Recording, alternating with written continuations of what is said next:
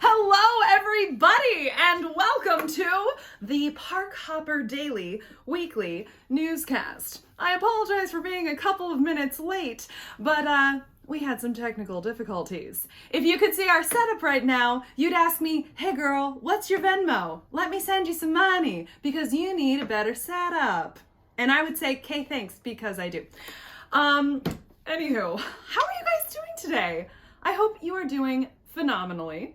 I am so excited to bring you this week's news, this week's Disney news, and answer some of your questions, sip some of the Disney tea, and, in general, just make magic with you guys.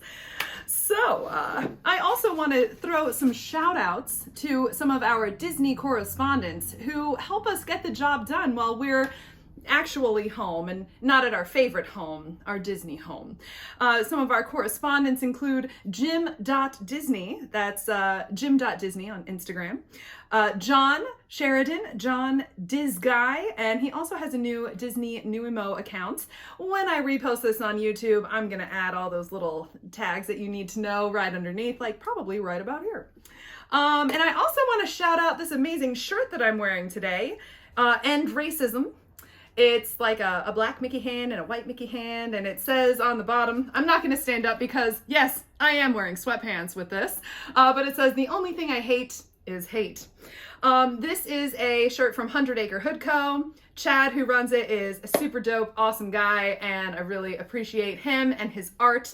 So let's get to the news, friends. I hope that there isn't an audio lag because that was one of the difficulties that we've been dealing with. So hopefully there is no lag and we are ready to get right into the news. This week, Disney Plus earned its first Golden Globe nomination. The Soul of Jazz opened at the American Adventure Pavilion in Epcot. A Wakanda-based series is coming to Disney Plus. And affinity groups get a new discount. Refurbishments abound as we settle into winter at Walt Disney World in Florida. So grab your favorite hot beverage in your favorite Disney mug, or two, and let's dig in.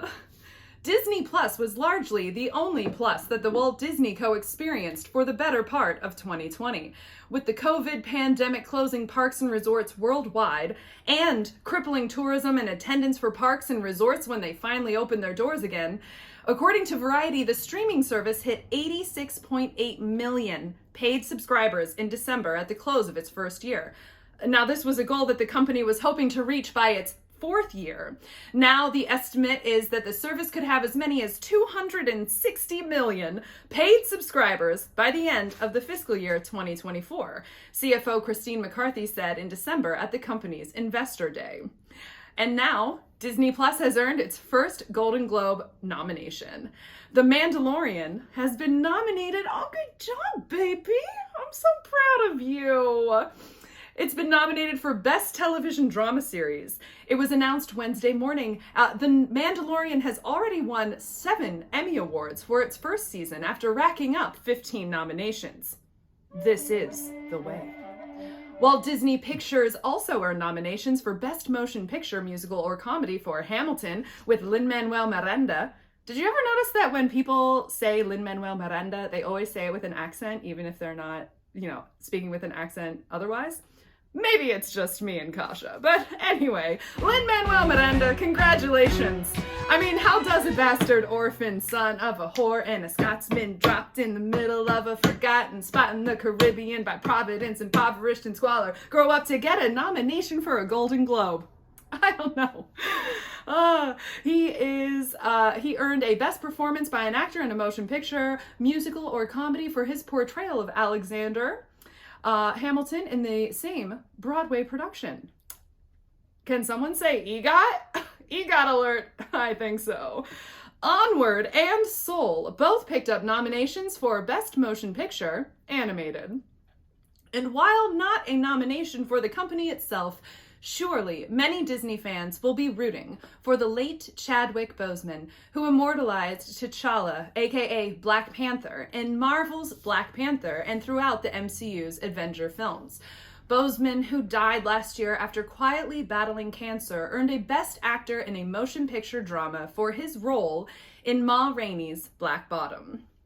The 78th Annual Golden Globes, hosted on both the West and East Coast by Amy Poehler and Tina Fey, will be on February 28th. In other Disney Plus news, according to The Hollywood Reporter, Ryan Coogler just signed a 5-year deal to develop a Wakanda-based Disney Plus series through the filmmakers Proximity Media. The exclusive deal with the writer-director of Black Panther and Fruitvale Station will see him develop new series for the streaming service, including one based in the Kingdom of Wakanda. It's an honor to be partnering with the Walt Disney Company. Working with them on Black Panther was a dream come true, said Coogler on behalf of Proximity Media, a multimedia company which he co-founded. As avid consumers of television, we couldn't be happier to be launching our television business with Bob Iger, Dana Walden, and all the amazing studios under the Disney umbrella. We look forward to learning, growing, and building a relationship with audiences all over the world through the Disney platforms. We are especially excited that we will be taking our first leap with Kevin Feige, Louis Despacito, Victoria Alonso, and their partners at Marvel Studios, where we will be working closely with them on select MCU shows for Disney+. We're already in the mix on some projects that we can't wait to share. I have to say, personally, as a fan, that if there is not a crossover episode featuring WandaVision and this new Wakanda place based on, named WakandaVision, that would be a missed opportunity. In Disney Park news, The Soul of Jazz, an American adventure, opened Monday in the American Adventure Pavilion in Epcot, giving guests the opportunity to take a tour through the musical history of jazz in cities across the United States, with Joe Gardner from Disney and Pixar's Soul serving as musical ambassador. Gardner shares the history of jazz by taking guests on a tour through cities that help cement the genre. Artifacts by legendary jazz musicians like Louis Armstrong, Louis Bellson, Leon Bismarck Bix, Bieterbeck, Gene Krupa, and Jelly Roll Morton round out the exhibit. Our friend Jamie, that would be Jim.Disney, checked out the exhibit on Tuesday, and we have a nice slideshow of photos available for view at parkhopperdaily.com. I believe we'll be adding some photos from John Sheridan to that soon as well. There is a lot to love here. Just getting that close to Louis Armstrong's trumpet must be a dream come true for jazz enthusiasts. We do wish that there was more that they could do with live music, but of course with the pandemic, it's understandable that there's not too much live music in that space right now. There is a fun Disney Play app extension where you can tune into the music from the soundtrack, and they're also piping in other popular jazz and essential jazz musicians as well while you take your tour. All right, let's see what's next. Affinity groups like annual pass holders and Disney Vacation Club members may have been feeling that they've been getting the short end of the Disney stick these days. But honestly, what's new? But this week, the company rolled out a new promotion designed to entice those very groups to visit and shop Walt Disney World parks and resorts. Annual pass holders and DVC members are now eligible for a 30% discount on merchandise at Disney-owned and operated locations throughout the Orlando resorts, according to the Walt Disney World website. This is the second time the company has offered a deep discount to these affinity groups since reopening this summer. The discount will be in effect through March 2nd, although I do have to say personally that this is probably not going to stop much of the bickering and complaining that goes on in the Facebook Disney community. Anyway, as is standard during the quieter winter months, a number of refurbishment projects are being performed, with closures announced this week.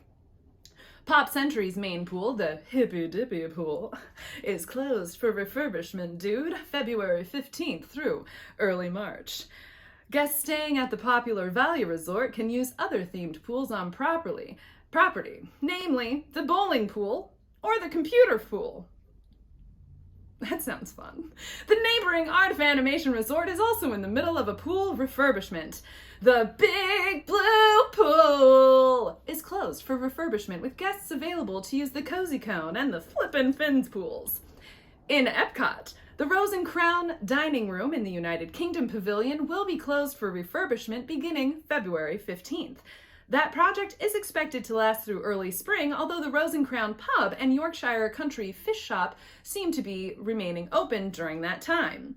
Personally, I'm very disappointed about this because the Rose and Crown dining room was one of the few places that offered outdoor dining in a Disney park. So losing that during a pandemic is kind of unfortunate, but I'm always happy when Disney decides to refurbish and refresh. So I will not be adding to the complaints, although like I said, if you go to the Disney side of Facebook, I'm sure the complaints are already rolling in. Over in Magic Kingdom, the Mad Tea Party will close February 22nd, reopening to guests who wish to feel nauseous on March 5th. And let's take a look at the Disney weather right now. I can tell you up on Long Island in New York, it is very snowy, very cold. Not so snowy that you can't drive around, but you know, it's icky. It's like that awkward, like post-snow, slushy, weird stage that's just, ugh. Anyway, the weather in Florida right now, I guess it's not too much better. It's 58 degrees, no rain, no wind. Not too bad. I mean, honestly, if you're at Disney, I don't feel bad for you if it's not bright and sunny and warm because you're at Disney and you can wear a jacket. All right. You know, I wonder if we have any questions this week. Mickey, what do you think? Hello? Any questions? Yes, I was wondering what your thoughts are on the fact that the Magical Express will be discontinued. Wow, that's a great question.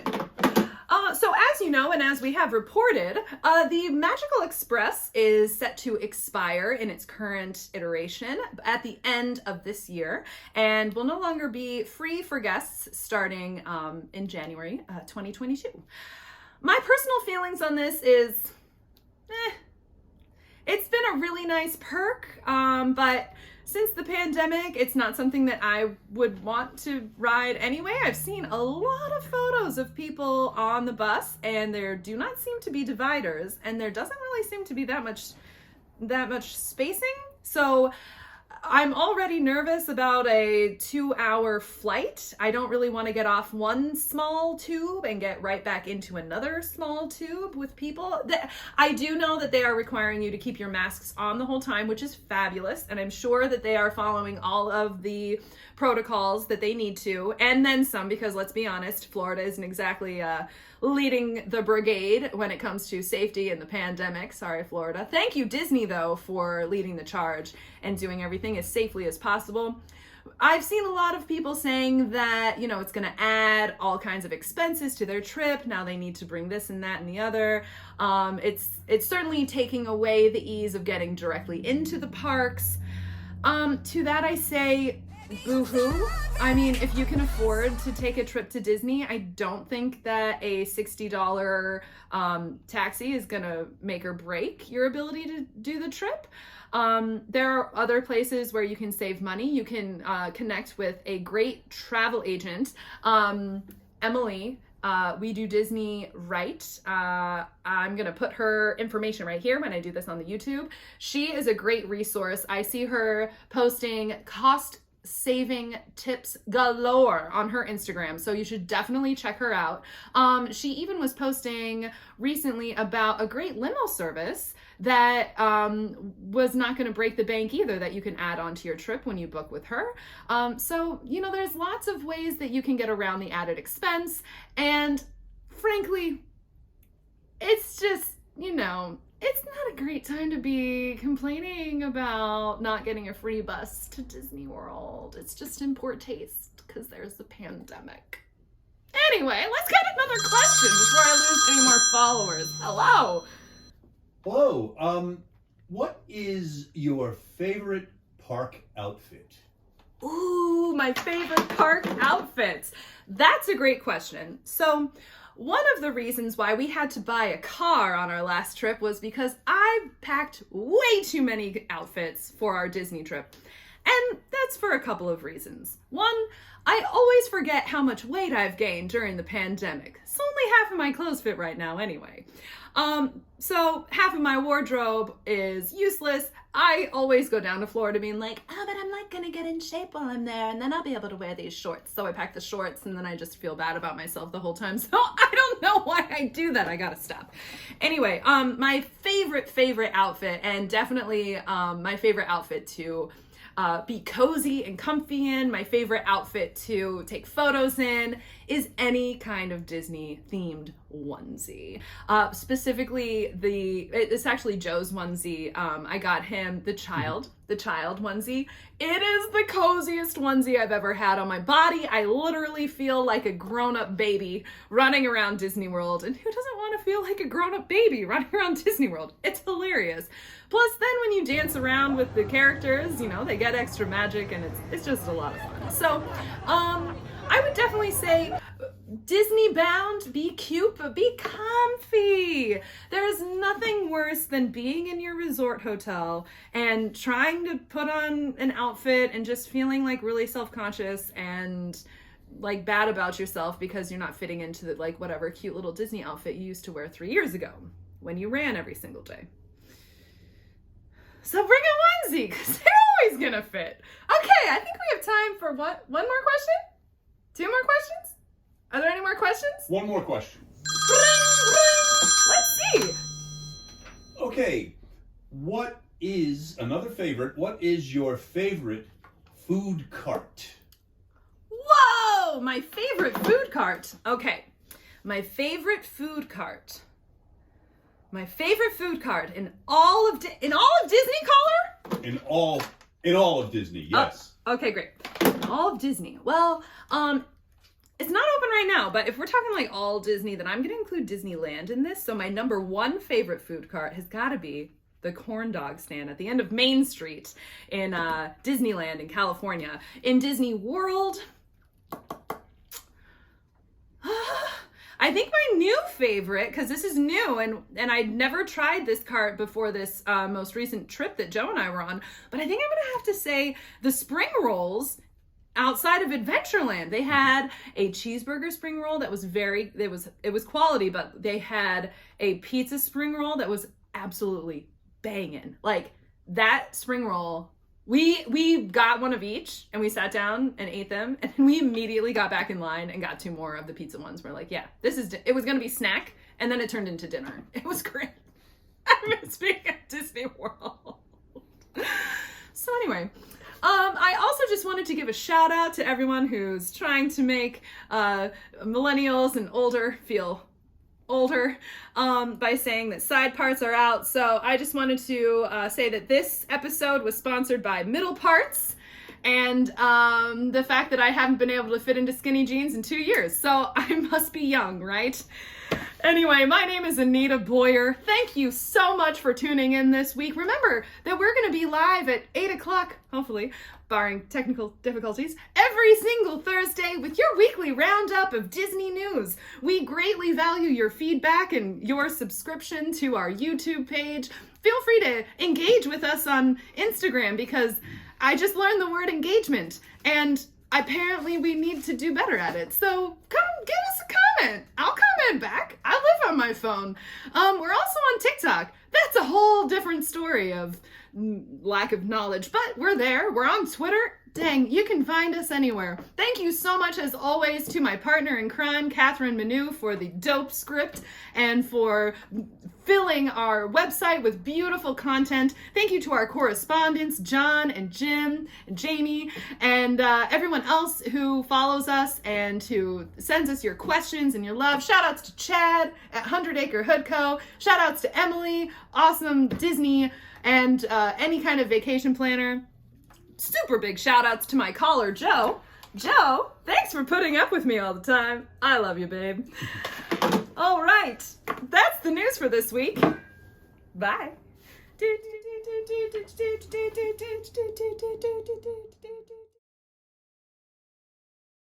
It's a little blue button. Hit that. Yep, I'm going live.